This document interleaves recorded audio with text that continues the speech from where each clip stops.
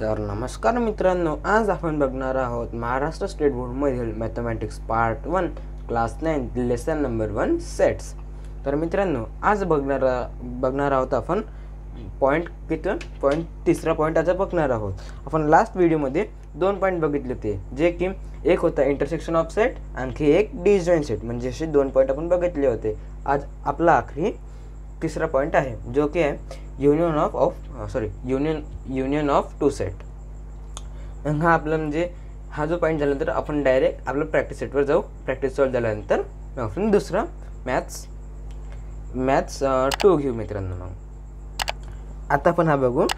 तर आपण एकदा याची डेफिनेशन वाचून घेऊ।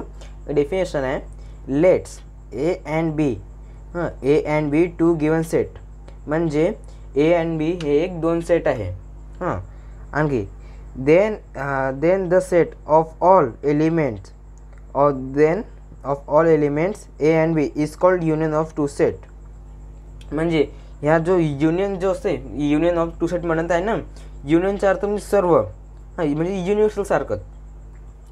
आता जे बघा, या सर्कलचं ना वेन डायग्राममध्ये इथं आपण लिहूच इंटरसेक्शन ऑफ टू सेट नाही का, त्यासारखं तर लिहूच, बट ज्याचा आन्सर राहील ते सर्वांना मिळून राहील। कसं सर्वांना मिळून राहील? तर मी तुम्हाला म्हणजे वेन डायग्राममध्ये लिहून दाखवतो मित्रांनो।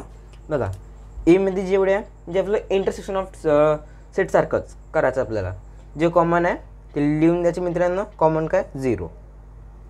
तुम्ही म्हणाल 3 पण आहे, बट 3 आहे म्हणजे एमध्ये काय मायनस आहे, -3 आहे, बट बीमध्ये ओनली 3 आहे। जर -3 असतं यामध्ये पण, तर आपण मध्यामध्ये लिहिलं असतं। एमध्ये केवढ्या मित्रांनो, आता राहिले किती? 1 2 3, तर आपण लिहून घेऊ -1 -2 की -3, सॉरी -2 नाही ना, सॉरी -5 आहे। -1 -5 आणखी -3। आणखी आता बीमध्ये बघा, वाचले किती? 2च, 3 5, आपण 3 आणखी 5 लिहून घेऊ। आता बघा, ए युनियन बी, आता इंटरसेक्शनचा हे असं होता साईन, आणि आता युनियनचा कसा आहे बघा, हा झाला आपला इंटरसेक्शनचा साईन। म्हणजे आपण म्हणजे नेहमी म्हणजे मी तुम्हाला एक टीप देतो, इनचा म्हणजे आपण उच्चारण कसं होते, एन पासून इन।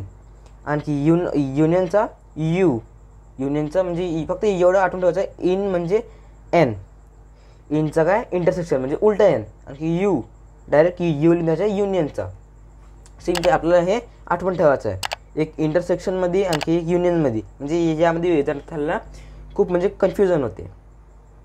आता बघा, याचं आपण आन्सर कसं लिहू, तर मी सांगितलं तुम्हाला युनिव्हर्सल सारखं, म्हणजे मोठं एकामध्ये सर्वच येईल। तर बघा, ए युनियन बी म्हणजे दोघांच्या सोबत।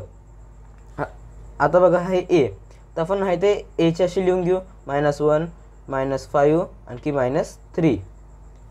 आणखी कॉमा, आपला हा कॉमन म्हणजे 0 आणखी 3 आणखी 5, हे झाले।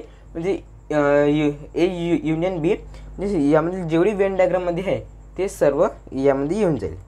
तसं सॉरी -3 आणखी मग 0, कॉमन आहे ना आपला 0, मग कॉमन येता येईल, आणखी मग ह्या इकडचे ते यामध्ये येऊन जाईल। तर हाच होता मित्रांनो आजचा व्हिडिओ। आशा करतो मित्रांनो तुम्हाला हा व्हिडिओ आवडला असेल। व्हिडिओला लाईक करा, चॅनलला सबस्क्राईब करा, आणखी शेअर करायला विसरू नका।